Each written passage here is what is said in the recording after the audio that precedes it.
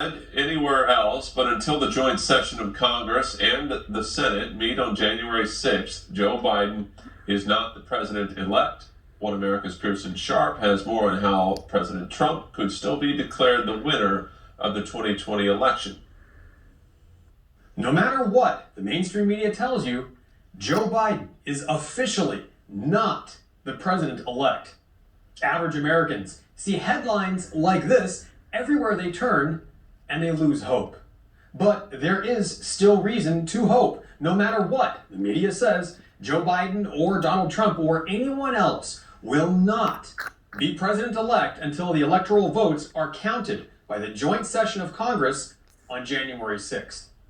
Until that time, and considering the massive scale of voting fraud being reported, it is irresponsible for any journalist or news organization to declare that Joe Biden is the undisputed winner. Constitutional lawyer Bruce Fein spoke with One America News, and he said it's quite possible for the joint session of the House and the Senate to reject sufficient electoral votes for Biden. Monday's certification of the ballots means nothing, especially since Republicans in key battleground states also submitted their votes certifying President Trump as the winner. With two sets of electors, state legislators in Michigan, Pennsylvania, Georgia, Wisconsin, New Mexico, Nevada, and Arizona, the majority of which are controlled by Republicans, by the way, will have to choose which electors to send to Washington, D.C. on January 6th. It's also worth mentioning that last week, a committee met and was tasked with announcing who the official president-elect is. They couldn't do it. Called the Joint Congressional Committee on Inaugural Ceremonies, their first order of business is always to pass a resolution declaring who is the president-elect. But this time, when they put it to a vote who was president-elect, they deadlocked. 3 Democrats to 3 Republicans. This has never happened before. It's the first time in the committee's history that they haven't declared a winner. Furthermore, come January 6th, if one House member and one senator object to the certification, which could be based on the voting fraud or any other reason, then Congress must decide the winner. If they can't come to an agreement, then they must fall back on the 12th Amendment for a contingent election. The vote would then be per senator, with Vice President Mike Pence, as the president of the Senate, being the deciding vote if necessary. The House will also need to vote with only 1 vote per state, meaning the Republicans will have 30 votes while the Democrats will only have 20. This is a very real and very possible scenario that we could see unfold this January. And it's not like this hasn't happened before. Democrats scream and shout about how President Trump is not conceding and that's a threat to our democracy. But back in 2016, Democrats were doing the same exact thing.